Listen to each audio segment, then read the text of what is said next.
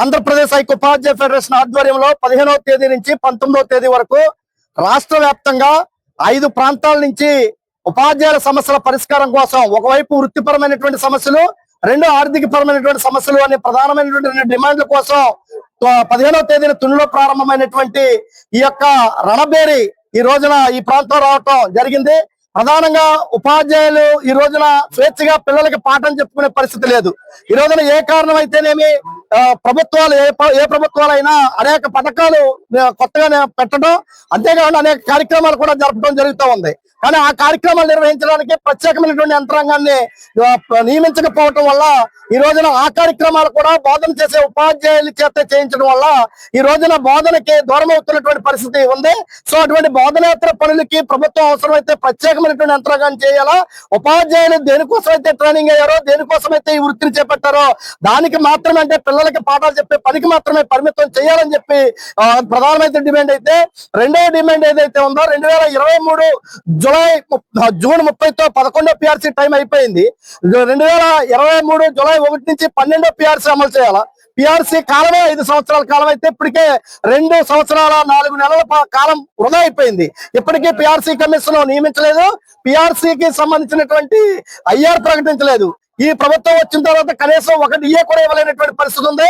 4 డిఏలు ఇప్పుడు పెండింగ్ ఉంది, కనీసంగా ఒక డిఏ కూడా ఇవ్వలేదు. అదేవిధంగా 3 సంవత్సరాల క్రితం పెట్టుకున్నటువంటి ఎర్రన్ లీవ్ ఇప్పటికీ కూడా క్రెడిట్ చేయలేనటువంటి పరిస్థితి, రిటైర్డ్ అయినటువంటి ఎంప్లాయీలకి గ్రాడ్యుయేట్ ఇవ్వలేనటువంటి పరిస్థితి. దాదాపు 25,000 కోట్ల రూపాయలు డిఏ ఏరియాలు కావచ్చు, పాత పిఆర్సీ ఏరియాలు కావచ్చు, ఇటువంటి 25,000 కోట్ల రూపాయలు ఈ రోజున రాష్ట్ర ప్రభుత్వం ఉపాధ్యాయ ఉద్యోగులకి బకాయి పడ్డది. అటువంటి బాకీ ఉన్నటువంటి బకాయిలను విడుదల చేయాలని చెప్పి, డిఏ ఇవ్వాలని చెప్పి, ఐఆర్ ప్రకటించాలని చెప్పి ప్రధానమైనటువంటి డిమాండ్లు యూటీఎఫ్ ఈ రణబేరి 19వ తేదీ వరకు ఇది ఏలూరులో ముగుస్తుంది.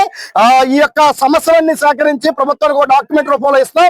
ప్రభుత్వం స్పందించి సమస్యల పరిష్కారానికి ముందుకు వస్తే సరే లేనటువంటి పక్షంలో ఈ నెల 25వ తేదీన విజయవాడలో 10,000 మంది ఉపాధ్యాయులతో పెద్ద బహిరంగ సభ పెట్టి ప్రభుత్వానికి ఒక ఆల్టర్నేటివ్ ఇవ్వాలని చెప్పి యూటీఎఫ్ రాష్ట్ర కమిటీ పిలిపించింది. రేపు 18వ తేదీ నుంచి కూడా శాసన మండలి సమావేశాలు జరుగుతున్నాయి. పీడీఎఫ్ ఎమ్మెల్సీగా ఉపాధ్యాయులు, ఉద్యోగులు, శ్రామిక వర్గం ఎదుర్కొన్న సమస్యల్ని శాసన మండలిలో ప్రస్తావన చేసి సమస్యల పరిష్కారం కోసం శాసన మండలిలో కూడా నేను ప్రశ్నిస్తానని చెప్పి సందర్భంగా తెలియజేస్తా ఉన్నాను. ఏదైతే ఈ డిఎస్సికి సంబంధించి కూడా చాలా ఇబ్బందులు అభ్యర్థులు ఎదుర్కొన్నటువంటి పరిస్థితి, అంటే సిబిఎస్ఈ చదువుకున్నటువంటి పిల్లలు, అంటే ఇంగ్లీష్ మీడియం చదువుకున్నటువంటి పిల్లలకి ఈ డిఎస్సిలో అర్హత లేదని చెప్పారు. వాస్తవానికి మన పాఠశాలలో ఇంగ్లీష్ మీడియం, తెలుగు మీడియం కూడా ఉంది. ఇంగ్లీష్ మీడియం చదువుకున్నటువంటి వాళ్ళకి అర్హత లేదని చెప్పి, లేదా ఫస్ట్ లాంగ్వేజ్ తెలుగు లేదని చెప్పేసి ఇది దీనికోసం వాళ్ళు కోర్టుకి వెళ్తే కోర్టులు ప్రభుత్వం చెప్పింది ఏంటంటే మా పాఠశాలని తెలుగు మీడియమే కాబట్టి తెలుగు మీడియం వాళ్ళకే ఇస్తానని చెప్పింది. రెండో వైపు ఏమో ఈ రోజున ఇంగ్లీష్ మీడియం జరుగుతుంది, తెలుగు మీడియం జరుగుతున్నటువంటి పరిస్థితి ఉంది. అంతేకాకుండా ఈ రోజున నోటిఫికేషన్ అంటే ముందు అర్హత సాధించి తదుపరి సర్టిఫికెట్లు వచ్చిన వాళ్ళకి కూడా ఈ రోజున మీకు సర్టిఫికెట్లు ముందు లేవు కాబట్టి మీకు ఇవ్వాలి, అంటే ఎగ్జామ్ రాశారు, క్వాలిఫై అయ్యారు. మీరు చెప్పినటువంటి ఫిజికల్ హ్యాండిక్యాప్డ్ సర్టిఫికెట్లు కూడా సర్టిఫికెట్లు సరిగ్గా ఇవ్వకపోతే అధికారులు తప్ప అభ్యర్థి తప్పు కాదు.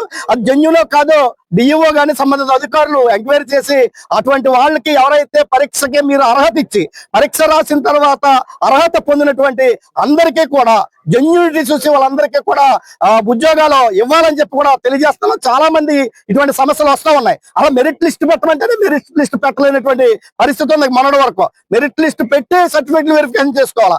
దానికి భిన్నంగా ముందు సర్టిఫికెట్లు వెరిఫికేషన్ అయ్యి మెరిట్ లిస్ట్ ఇవ్వడం అనేది ఒక అశాస్త్రీయమైనటువంటి విధానం.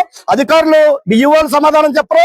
పైన ఉన్నటువంటి ఈ అభ్యర్థులందరూ కూడా అక్కడికి వెళ్తుంటే రాష్ట్ర స్థాయి అధికారులు మాట్లాడరు. కనీసంగా మాట్లాడటానికి కూడా పర్మిషన్ ఇవ్వకోకుండా ఆ విధంగా ఈ రోజున రాష్ట్ర స్థాయి కానీ జిల్లా స్థాయి అధికారులు చాలా దుర్మార్గంగా వ్యవహారం చేస్తూ ఉన్నారు.